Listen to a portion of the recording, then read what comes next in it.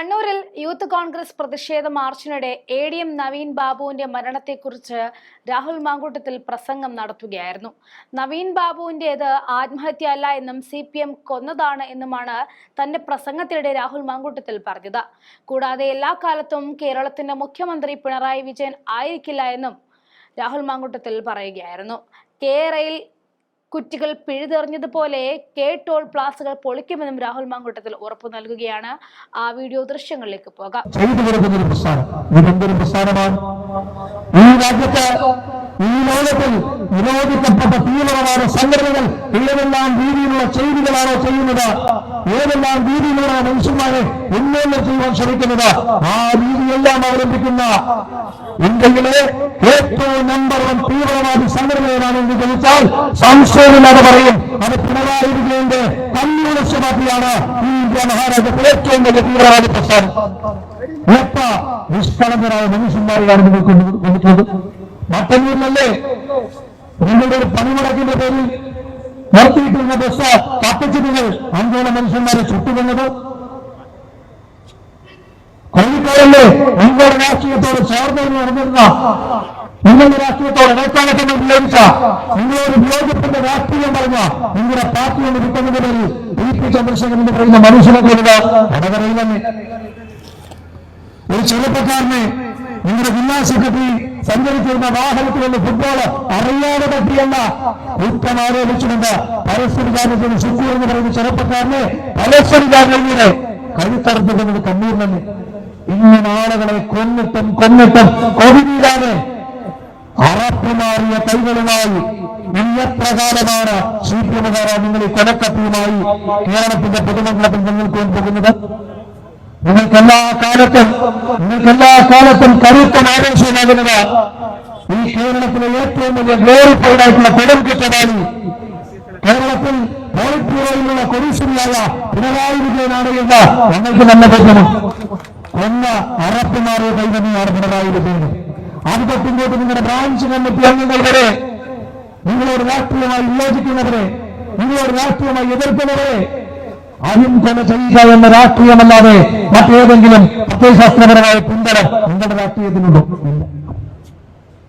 സാധാരണക്കാരായ എത്ര മനുഷ്യന്മാരെയാണ് നിൽക്കുന്നത്. ഏറ്റവും ഒടുവിൽ കണ്ണൂരിൽ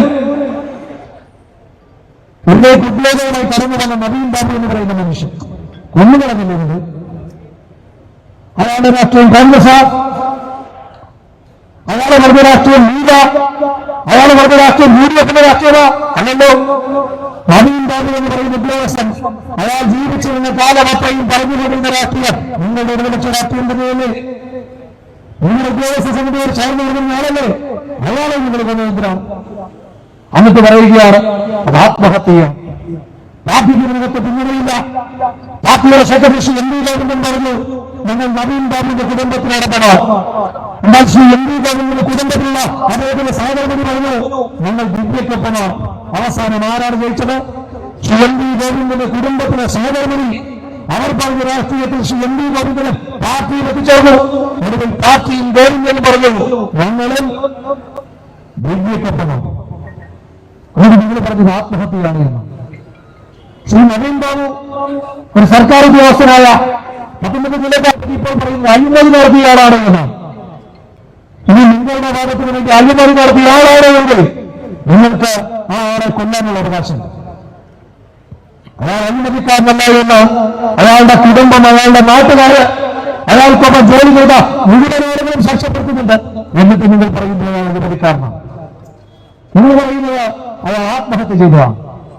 ആത്മഹത്യ ചെയ്തതാണ് എന്ന് നിങ്ങൾ പറയുമ്പോ നവീൻ ബാബു ആത്മഹത്യ ചെയ്തതല്ല, അത് കൊലപാതകമാണ് എന്ന് പറയാനുള്ള നിരവധി കാരണങ്ങളുണ്ട്. ഒന്ന്, നവീൻ ബാബു എന്ന് പറയുന്ന മനുഷ്യൻ ഉറച്ച നിലപാടുകളുള്ള മനുഷ്യനാണ്, ആത്മബലമുള്ള മനുഷ്യനാണ്. അങ്ങനത്തെ മനുഷ്യൻ ആത്മഹത്യ ചെയ്യില്ല എന്ന കാരണം തൊട്ട് ഒരുപാട് കാരണങ്ങളുണ്ട്. എങ്കിലും ഞാൻ പറയുന്ന മറ്റ് മാനവികമായ ഒരു കാരണം, ഈ നവീൻ ബാബു എന്ന് പറയുന്ന മനുഷ്യൻ തന്റെ കുടുംബത്തെ ഒരുപാട് സ്നേഹിച്ച് തന്റെ ജോലിയുടെ അവസാന കാലത്ത് നാട്ടിൽ തന്റെ കുടുംബത്തോടൊപ്പം ജോലി ചെയ്യുവാൻ ആഗ്രഹിച്ച ഒരു മനുഷ്യൻ, ആ മനുഷ്യൻ ട്രാൻസ്ഫർ കിട്ടി നാട്ടിലേക്ക് എത്തുകയാണ്. ആ നാട്ടിലേക്ക് എത്തുമ്പോ അയാൾ ആത്മഹത്യ ചെയ്തതല്ല എന്ന് പറയാനുള്ള എന്താ കാരണം? പിറ്റേ ദിവസം അയാളുടെ വിരമം കാത്ത റെയിൽവേ സ്റ്റേഷനിൽ അയാളുടെ 2 പെൺമക്കളും ഭാര്യയും പോയി കാത്തിരിക്കുകയാണ്. നിങ്ങൾ രണ്ടുമൂന്ന് മനസ്സിലാലോചിച്ചു നോക്കൂ. ആ ട്രെയിൻ വന്ന് നിർത്തുമ്പോ നവീൻ ബാബു ഇറങ്ങുമെന്ന് പറഞ്ഞ് കമ്പാർട്ട്മെന്റിൽ അയാൾക്കും കാത്ത ആ 2 പെൺമക്കളും അയാളുടെ ഭാര്യയും കാത്തിരിക്കുകയാണ്. ട്രെയിൻ വന്ന് നിർത്തുമ്പോൾ മുതൽ ആലോചിക്കുന്നത് എപ്പോഴാണ് തന്റെ ജീവന്റെ പാതിയായി നവീൻ ബാബു കടന്നു വരിക എന്ന. ആ മക്കൾ തീരുമാനിച്ചിട്ടുണ്ടാകാം ആദ്യം ഓടിപ്പോയി ബാഗ് വാങ്ങി കെട്ടിപ്പിടിക്കണമെന്ന്. അതിന് മകൾ തീരുമാനിച്ചിട്ടുണ്ടാകാം ഓടിപ്പോയി തന്റെ പിതാവിന് ദീർഘകാലത്തിന് ശേഷം കാണുകയാണ്, മാത്രമല്ല നാട്ടിൽ കഴിയാൻ വരികയാണ്, അയാളെ ഓടിപ്പോയി ചേർത്ത് പിടിച്ച് ഉമ്മ കൊടുക്കണമെന്ന് തീരുമാനിച്ചിട്ടുണ്ടാകാം. അങ്ങനെ അവർ കാത്തിരിക്കുമ്പോ ആ ട്രെയിനിൽ നിന്ന് ഒന്നൊന്നായി ആളുകൾ പുറത്തേക്ക് ഇറങ്ങി വരികയാണ്. അവസാനത്തെ ആൾ ഇറങ്ങി ആ തീരങ്കി മുന്നോട്ട് കടന്നു പോകുമ്പോ എന്തായിരിക്കും ആ കുടുംബത്തിന്റെ പരമാവധി ആശങ്ക? ആ മക്കൾ വിചാരിച്ചിട്ടുണ്ടാകില്ലേ, അയ്യോ നിങ്ങളുടെ അച്ഛൻ ഇറങ്ങിപ്പോയിട്ടുണ്ടാകാം, ഇന്നലെ രാത്രിയിൽ വിളിച്ച് നാളെ രാവിലെ എത്തുമെന്ന് പറഞ്ഞയാളാണ്, എന്റെ അച്ഛൻ ഉറങ്ങിപ്പോയിട്ടുണ്ടാകാം, അതുകൊണ്ടായിരിക്കും എന്റെ അച്ഛൻ ഇറങ്ങാതെ പോയത്, എന്റെ അച്ഛൻ അടുത്ത സ്റ്റേഷനിലായിരിക്കും ഇറങ്ങുക, അവിടാരാണ് അദ്ദേഹത്തെ കാത്തിരിക്കുന്നത്, എവിടെയായിരിക്കും ഇറങ്ങുക, എപ്പോഴായിരിക്കും അദ്ദേഹം ഉറങ്ങുക? ഭർത്താവ് ആ മനുഷ്യന്റെ ഫോണിലേക്ക് വിളിക്കുകയാണ്. ഒന്ന് ഉറങ്ങിപ്പോയിട്ടുണ്ടാകാം തങ്ങളുടെ അച്ഛനെന്ന് വിചാരിച്ചിരിക്കുന്ന ആ 2 കുഞ്ഞു പെൺമക്കളുടെ മുന്നിലേക്കാണ് നവീൻ ബാബു എന്ന് പറയുന്ന മനുഷ്യന്റെ മൃതശരീരത്തിൽ എന്ന് പറയുമ്പോ അയാൾ ആത്മഹത്യ ചെയ്തതല്ല എന്ന് ഞാൻ പറയുന്ന കാരണം അയാൾ ആത്മഹത്യ ചെയ്തതാണ് എങ്കിൽ ഏറ്റവും കുറഞ്ഞത് അയാൾ ആത്മഹത്യ ചെയ്യുന്നതിന് തൊട്ടുമുമ്പ് ആ കുടുംബത്തെ വിളിച്ചിട്ടെന്ന് പറയും, നാളെ ഞാൻ വരുന്നില്ല, നിങ്ങൾ റെയിൽവേ സ്റ്റേഷനിൽ പോയി കാത്തിരിക്കേണ്ട കാര്യത്തിലായി. ആത്മഹത്യ ചെയ്യാൻ തീരുമാനമെടുക്കുന്നതിന് മുമ്പ് അയാളുടെ ആദ്യത്തെ അവസാനത്തേക്ക് കൊണ്ടുപോവുക അദ്ദേഹത്തിന്റെ ഭാര്യക്കായിരിക്കും, നിങ്ങളാണ് കാത്തിരിക്കേണ്ടെന്ന കാര്യമില്ലായിരുന്നു. അത് പറയാതിരിക്കുന്നിടത്തോളം കാലം, ആ കുടുംബത്തെ റെയിൽവേ സ്റ്റേഷനിൽ എത്തിച്ചിടത്തോളം കാലം ഉറപ്പാണ് നവീൻ ബാബു ആത്മഹത്യ ചെയ്തതല്ല, അയാളെ കൊന്നു കെട്ടിത്തൂക്കിയത് തന്നെയാണ്. ആ കെട്ടിത്തൂക്കിയത് ഈ ജില്ലയിലെ കമ്മ്യൂണിസ്റ്റ് പാർട്ടിയുടെ നേതാക്കന്മാരാണ്. അതേ നേതാക്കന്മാർ തന്നെയാണ് നമ്മുടെ ധീരനായ ഷുഹൈബിനെ കൊല്ലാനുള്ള വാറന്റിൽ ഒപ്പുവെച്ചിരിക്കുന്നത്. അതേ നേതാക്കന്മാർ തന്നെയാണ് ശരത് ലാലിലേക്ക്